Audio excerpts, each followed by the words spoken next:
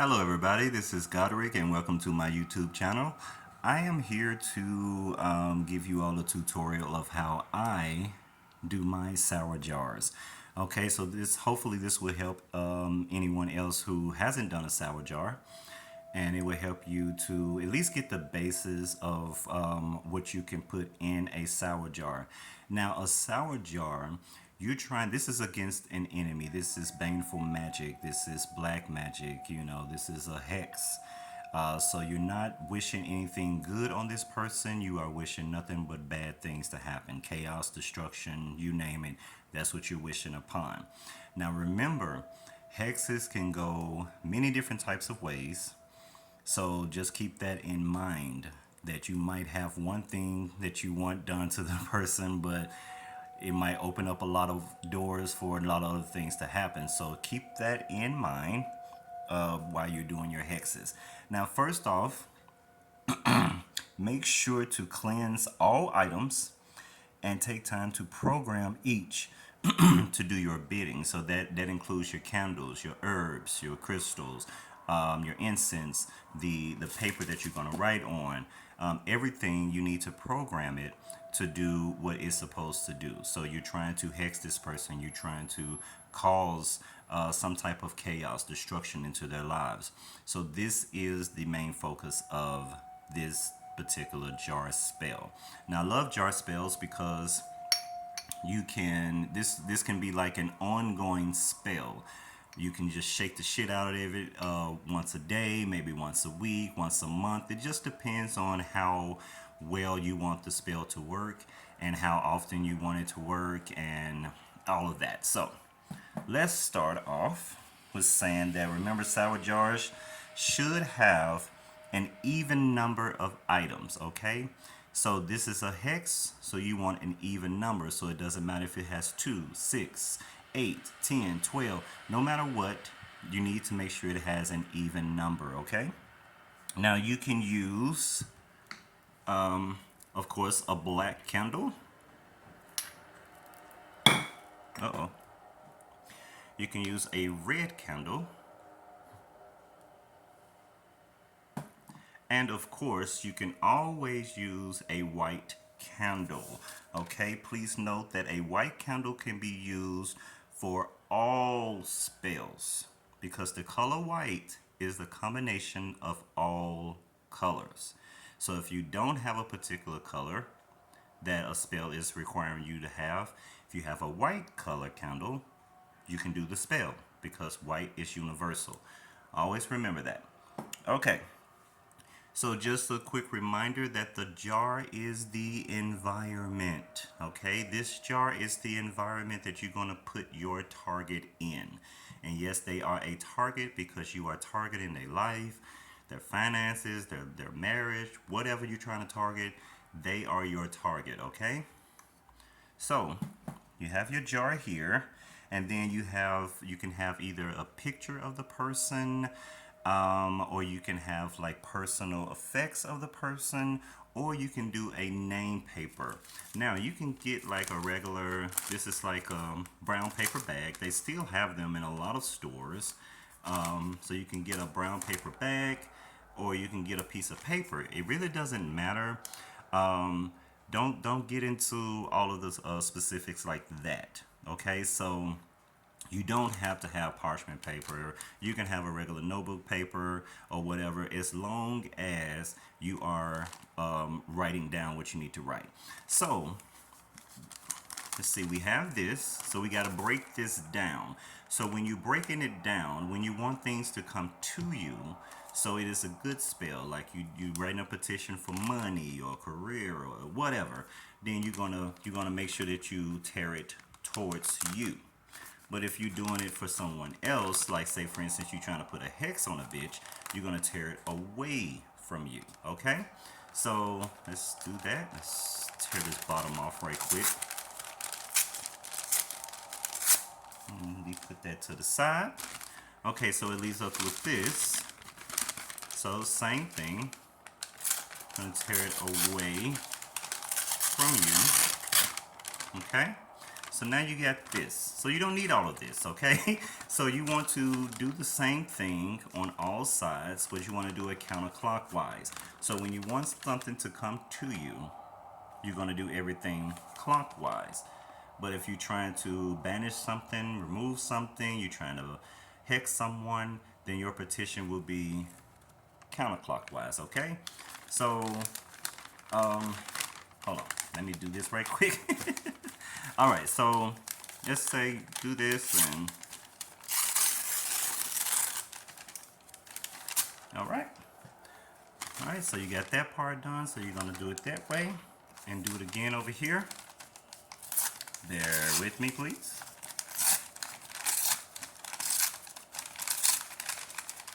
Done. Okay. Yeah. All right. All right. So another way here. Go ahead and tear that. Okay, and also one more. Turn it that way because you don't want any of this. Okay, you don't want any of that. Okay. You know, if it's been cut by a manufacturer or whatever, you don't want it to be cut like a manufacturer. You want to actually tear it yourself. Okay, so now we have our piece of paper that's been torn and everything. So now you want to take either a black pen or a red pen, doesn't matter, and you want to write that person's name. So we're gonna do name. Now it also helps if you know any type of personal information. So say for instance, if you know their phone number, if you know their address, if you know their card tag number, whatever. You know their social security number. I mean, whatever type of information that you have on that person, is best to have as much information you can on that person. And also they all own, date of birth. All right. So you have that. And what you want to also do is, I take time to, after I write all of this, then the rest of it, I try to, write what my intentions are. So your intentions may be, you want this person to have a horrible day, a horrible week, horrible month. You want this to happen to them. You want chaos to happen to them. Be creative in what you want to happen, what you want to manifest into their life. Okay, so once you do that, once you got everything, let's just pretend that I done wrote everything down that I want done to this person. So now you're going to try to fold it. So you're going to fold it away from you, because you fold it towards you, you want it to come to you, but away from you is what you want to do. So you want to fold it. Okay, again, counterclockwise, fold, counterclockwise, fold. Now if you want to do more, you can. I only do 3. So this is the name paper. Okay, so the name paper, or if you have like the picture of the person, it is very easy to get pictures of people because of social media. However, some people, they're anonymous. They never have their picture on any of their social sites, so that would be difficult to have. However, if you can get their picture, then that's cool. But a name paper would do just fine. Also, if you can get like a business card of theirs, maybe a signature, if you can find something that they actually signed, you can get a signature of theirs as well. So, and let's talk about, so you get that in there, put that in there. Okay, so let's talk about what I was talking about, taglocks. Now, taglocks is something that really belongs to that person. It's a personal effect. And if you have a personal effect of someone, then you can really connect to that victim, okay? Which that would cause a tag lock, or quote unquote a link. Now that includes jewelry. So if you can get jewelry of theirs, you can also put that in a jar. You got hair, nails, blood, saliva, snot, urine, shoes, hats, brush, combs, hair ties, hair clips. I mean, you name it. If it actually belongs to your target, you can use that because that is their tag lock. Okay. Now, whenever you are acquiring items from your target, you're about to do a spell on them, and if you're capable of actually going into their house, or if you work with them and you're able to go to their cubicle or what have you, you can get their hair. Or if you just saw that they just blew their nose or whatever, you can get that snot rag. But always make sure you bring gloves. So if that is your intention, is to gather items in order to put this hex on this person, make sure you bring you a pair of gloves and Ziploc bag, okay? Pair of gloves, because you never know what you can get. You know, because say for instance you're in somebody's house, and if say for instance a female that you're trying to hex, and you ask to go into a bathroom with the intent of finding something. So like say for instance, she could be, this can be her monthly cycle, and she might have, a tampon or a maxi pad in the trash can. This is the reason why gloves are important.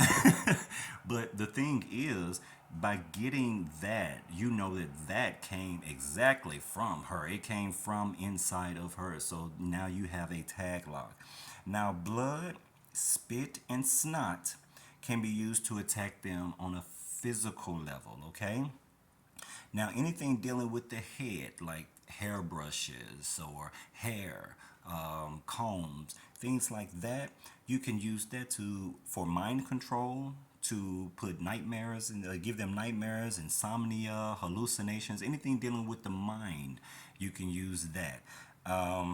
Also, underwear, especially dirty underwear. If you can get that, you can attack their sexual organs. You can cause them to have an STD, some type of infection or rash. I mean, you name it. Hey, you can do it, okay? Just saying, you can do it. You can use it. So, now let's talk about the types of ingredients. Now this is really at the discretion of the practitioner. So I will provide some items that you can use and why. Okay, so let's put this to the side. Okay, so let's talk about graveyard dirt.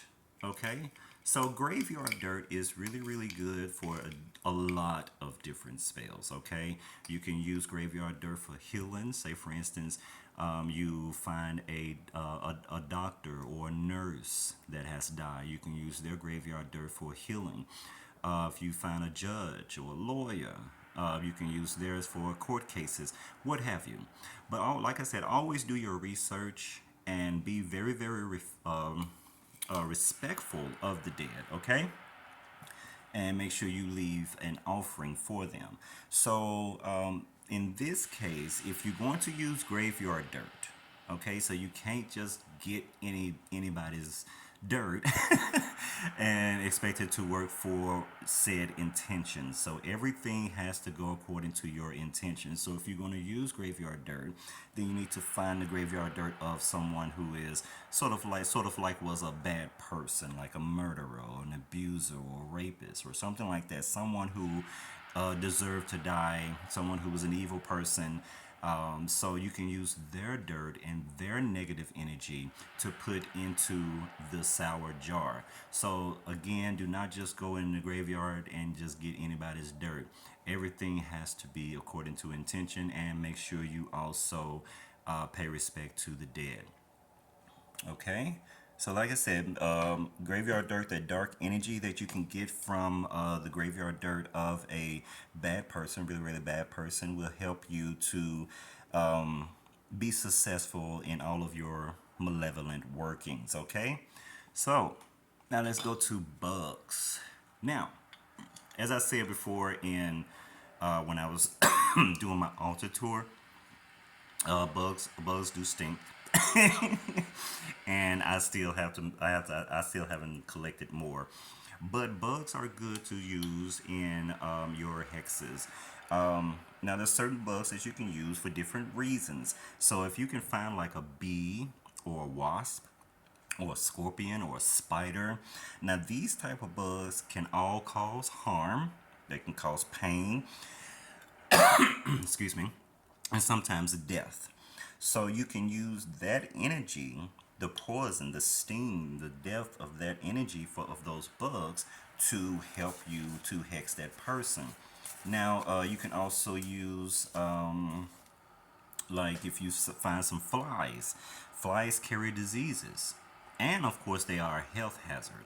So you can use flies in a hex in order to cause diseases and sicknesses upon your victim. Now cockroaches are another thing. Cockroaches are disgusting, and they also are unclean and dirty, and they carry diseases as well. So if you find a cockroach, you can also put that in a hex to help you out with, you know, fucking that bitch up. Okay. So let's talk about rusty nails. Okay, so I have a lot of rusty nails. I got them from the street. Like I said, you'd be surprised at how many rusty nails you can find. Now, it would be great if you can get one that is bent, okay? A rusty nail that is bent, and you can put that in a jar. However, if you can't find one that is bent, a rusty nail would do. Any type of rusty nail would do. This one is bent. Okay, let me find a straight one. Hold on. Okay, here go one.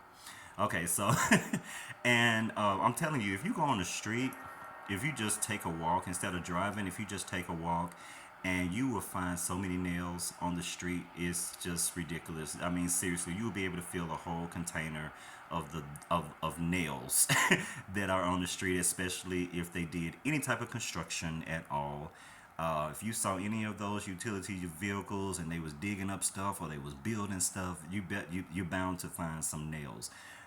So yes, rusty nails is a good thing to do. Also, you can put razor blades and pins. You can also put that as well. Now you want to do that because these are all sharp objects. So you want to really mess this person's life up. You want to stick it to them where it hurts. And like thorns, I got rose thorns here that can work as well because they, you have to think about when everything is all about symbolism, right?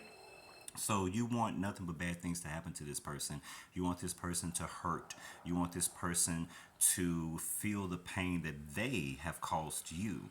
So by doing that, by putting sharp objects, and you can also put like broken glass, maybe a broken mirror. You know that's for a different reason too. But anything that's sharp, you can put that in there in order to cut them deeply. All right. Okay, so we also have, now a lot of people don't know you can put coffee beans into a sour jar as well because coffee is all about energy and all about quickness. So if you want this motherfucker to get gat really quickly, coffee beans can help with that. All right? Now, one of the main ingredients for a sour jar are hot shit, okay? Hot shit. I'm just gonna say hot shit. Okay, so you can do chili powder. All right, you got the cayenne pepper.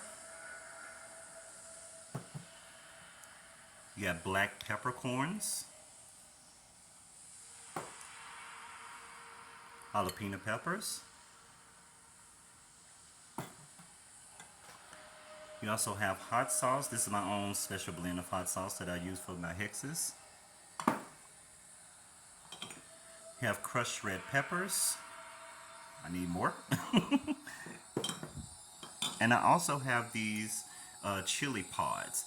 Now, I know you probably see, oh, it's moldy in the bottom. That's great. Mold is good, okay? Because you want to put all types of nasty, spicy ass shit in this jar because you want nothing but nasty ass shit to happen to this person. You want nothing but chaos and misery. You want their life to be molded. So that's another reason to put molded things in there. So I don't even bother to even dry my stuff out because I want that mold. It's all about intention. I want that mold to go in that jar too, in order to make sure that their life is molded and just wrecked beyond compare. All right, so another thing you can use is garlic. All right, garlic is really, really good for banishing and all of those types of things. And it's a really, really good ingredient for your sour jars. So, yeah, it smells bad. Garlic smells bad. Now, just like any other ingredient that I've just chosen, all things can be used for also light work as well. So everything has a positive and a negative correspondence. So yes, garlic can be used for sour jars. And what else do I have? Okay, right here is burnt ash that I got from a burnt house. House had burnt down, so I went and got some ashes and things, little debris or whatever. So if you want to really, really cause destruction into their lives, this can go into the place of that. You want to destroy their lives. Fuck them up really, really good. And also another thing that you can add is paprika for sour jars as well. Now the last thing you want to add after you've add all of your items, make sure it's even number. So after you've add all of your items to your jar, the last thing you want to add is, of course, the vinegar. Okay, so it can be, it doesn't matter what type of vinegar it is, as long as it's vinegar. That's be the last thing that you add to this jar. So once you add it to the jar, you got all your ingredients in it. You're going to close it. Now you can. I've seen a lot of people do it, and I've actually done it before. They will take like some glue, and they would put the glue here or either there, however the way the jar, because mason jars they do like this. This one goes in. So in that case, I will put it in here. But anyway, if you want to do that for extra, you can do that for that extra, so that make sure that this jar would never be open. Because one thing you don't want is to have a jar and you're shaking it either on a daily basis or maybe once a week or whatever, and you don't want to go and get the jar and you shake it and then shit starts spilling all out of it. You wouldn't want that. So so it's good to make sure it is sealed tight. Now, when I normally do a sour jar, I normally do it for a period of 7 days, as far as putting the candle on it in order to make sure that the wax drips down to seal it as well. So I will have 7 of these type of candles here. See, no jar or anything. So I'll have 7 of these different type of candles, and every night I will put that candle on there. But before I do it, I will shake the shit out of it. Now notice when you're shaking the shit out of it, you want to put your intention into it as you're shaking it. So you're saying very, very foul, evil, cruel things to it, because you're saying this to this person, because this person, your victim, is inside this jar. And so each time you're shaking it, you're going to be thinking about all of the things that you want done to this person. I hope your ass fall down this flight of stairs while you're carrying scissors. Something like that. You want to really, really fuck this person up. So this is why I tell people all the time, if you want to do hexes, you have to have malice in your heart, okay? Malice in your heart. That's the intent, to want to harm someone, okay? So if you don't have that in your heart, if you're not really trying to hurt nobody, then don't do a hex. Don't do a sour jar, because that's exactly what you're going to do, okay? All right. Now, like I said, the most important part of it is shaking the shit out of the jar. Okay? So you need to make sure that you speak words of hatred, of cruelty, evil, all those types of things. You want this person to get fucked up, so you need to speak it into existence, okay? And you need to be consistent with it, okay? So as you're shaking it, you need to be talking about them. You want different things to happen to them and stuff like that. You want their car to break down. You want their marriage to end. All these types of things. You want them to lose their job. Whatever it is, the sky is the limit. on how you can hex someone, and the types of curses you can put on someone, because by you speaking it, that is a form of a curse. You are cursing this individual with these negative intentions that you are putting into this jar, and each time that you're shaking the jar, you are saying those things, you are speaking those things into existence, because you want these things to happen to this victim, this person who got you fucked up. Okay? So you need to make sure that you really, really want this, because once you do it, I mean, hey, it's gonna start working. It really is. It's gonna start working, because you are sending that person all of that negative, dark energy. So yes, it's going to start working. You're gonna start seeing results, but it's all depend on you, on how you want that to play out. Do you want them to just get fucked up just once and then you be like, all right, I'm done, they learned their lesson? Or if you want it to be a continual thing, it's up to you. It is up to the practitioner on what they put in the jar, how they program the jar, and what they say to the jar, their intentions, all of those types of things, how many times you shake the jar. That all depends on the practitioner, and how badly you want them to suffer. Okay, because you want them to suffer. You want them to lose their job. You want them to, you just be very creative, but be reasonable with your hexes. Okay, so don't be like, hey, I want them to sit on the toilet and get attacked by a shark. That's not reasonable, baby. Okay, be reasonable with your request. All right. Think of many different ways you want this person to suffer, like I said, and speak those things into this person's life. So you want to wish for their downfall, you want to hope for their defeat, and you want to pray for their misfortunes. Okay, so that's basically what it is. Oh yeah, I forgot.